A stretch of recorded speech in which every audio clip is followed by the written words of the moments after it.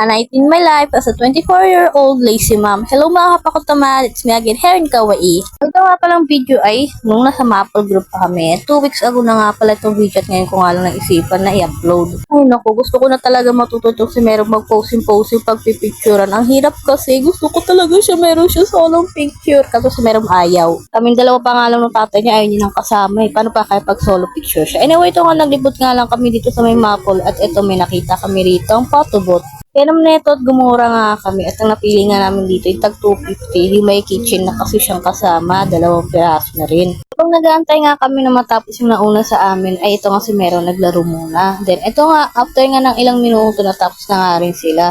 Tinuturuan nga pala kami rito nung lalaki, yung staff, kung paano gamitin yung camera.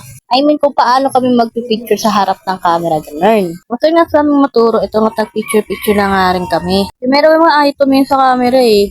Didistract kasi siya sa may laruan niya. Nakailang retake nga rin kami rito para lang masama si Merwin. Ginagamit na rin namin itong laruan niya para naman tumingin siya sa may camera. After nga ng picture, ito nga, ini-edit nga namin siya kung lalagyan ba namin siya ng effect or di kaya lalagyan namin siya ng border. Pero naisip namin na wag na lang, mas maganda yung original. Wala nga kami Mami.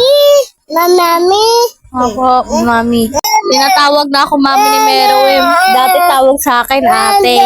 Pero na rin pala nila ditong GIF kasi hindi nga namin yan na-download. After nga ma-print ang picture, ito nga kinuha na nga rin namin. Tapos sinantay na nga lang din namin. Ito nga pala yung tsura ng picture namin. Itong malaking nag-iisa na 4 yung picture.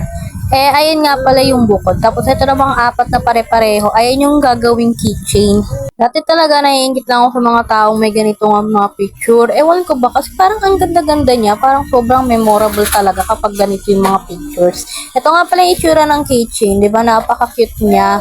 For me, sulit na rin yung 250. Ito nga pala yung second time na namin picture kami na ganito. Yung first nga pala ay nakuha namin yung GIF. Pero ngayon hindi namin nakuha. Pero at least may keychain kami. Siyempre, magpipicture-picture kami para sa remembrance. Kaso si Meron ayaw niya talaga magpapansin dito.